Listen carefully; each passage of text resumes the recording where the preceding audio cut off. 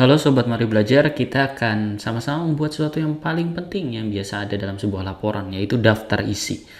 Untuk rekan-rekan membuat buku, membuat cerpen, membuat novel, mungkin daftar isi akan menjadi bagian yang tidak terelakkan.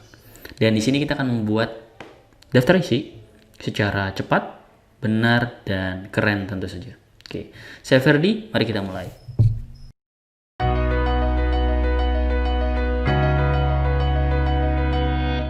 Ada 3 hal yang harus kamu lakukan kalau kamu pengen buat daftar isi yang baik. Pertama, rekan-rekan harus meyakinkan bahwa tulisan rekan-rekan itu sudah menggunakan konsep heading. Jadi kalau rekan-rekan tahu konsep heading itu apa, konsep heading ini adalah penanda bahwa kata-kata yang ada di sini seperti pendahuluan itu adalah sebuah header yang nanti akan menjadi daftar isi.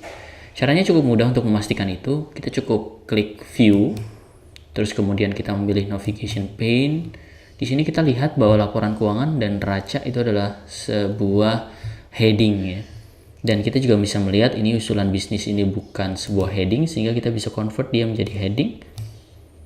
Begitu kita set menjadi heading, maka dia akan kembali ke navigation. Di sini rekan-rekan bisa lihat usulan bisnis akan tampil. Sementara kalau kita kembalikan ke normal, dia tidak tampil. Jadi harus dipastikan dulu bahwa heading-headingnya itu sudah benar gitu ya. Contohnya di sini neraca adalah subheading dari laporan keuangan. Itu make sense ya. Dan laba rugi juga merupakan subheading dari laporan keuangan. Jadi saya memilih heading 2 di sini, kemudian perubahan modal heading 2. Rekan-rekan bisa melihat, dan begitu kita lihat penambahan modal, ini kan bagian dari perubahan modal ya. Jadi itu bagian dari bawahnya perubahan modal. Kita set heading 3 ya. Oke, daftar penanam modal heading 3, daftar prive juga heading 3.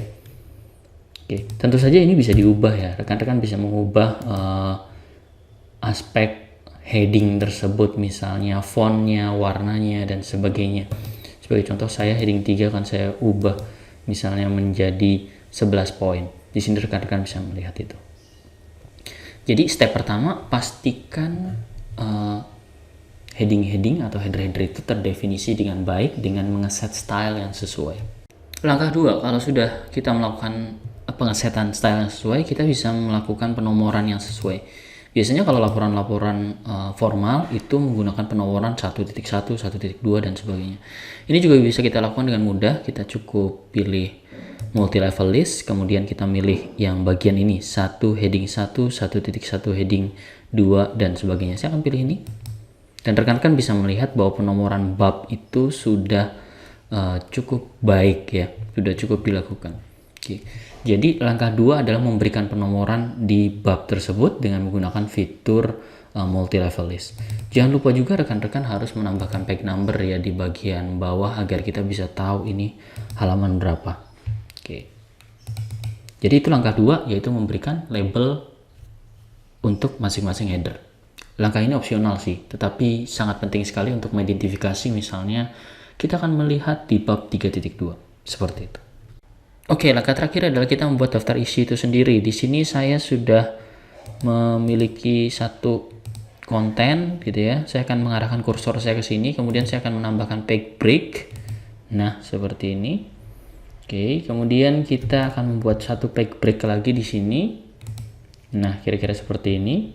Nah, kemudian yang kita lakukan adalah kita akan membuat daftar isi di bagian halaman setelah halaman judul ya. Caranya juga nggak sulit ya. Kita cukup menggunakan fitur table of contents. Caranya seperti apa? Caranya kita bisa memilih reference, kemudian kita memilih table of content di sini. Nah, di situ ada automatic table dan sebagainya ya. Kita bisa memilih salah satunya. Misalnya saya akan memilih automatic table, atau bisa milih yang lain nih kalau ada gitu ya. Saya akan buat automatic table di sini. Set, maka langsung otomatis dibuatkan. Tentu saja rekan-rekan bisa mengubah ini menjadi daftar isi ya. Kemudian rekan-rekan tengahkan. Nah, oke. Sudah, daftar isi kita sudah dibuat dengan baik. Kemudian mungkin rekan-rekan harus berpikir bagaimana kalau ada perubahan ya. Ini yang harus rekan-rekan lakukan setiap kali naskah rekan-rekan berubah, yaitu mengklik kanan, update field, kemudian pilih update entire table. Oke. Kalau misalnya ada perubahan yang dilakukan oleh rekan-rekan secara manual, misalnya di bagian judul tertentu ada perubahan secara manual, tidak merefleksikan yang ada di heading, maka bisa mengubah update pager numbers only. Jadi nanti yang berubah adalah nomornya saja. Ya. Mudah bukan buat daftar isi ya di Microsoft Word? Ya, semoga bermanfaat. Sampai jumpa di video selanjutnya.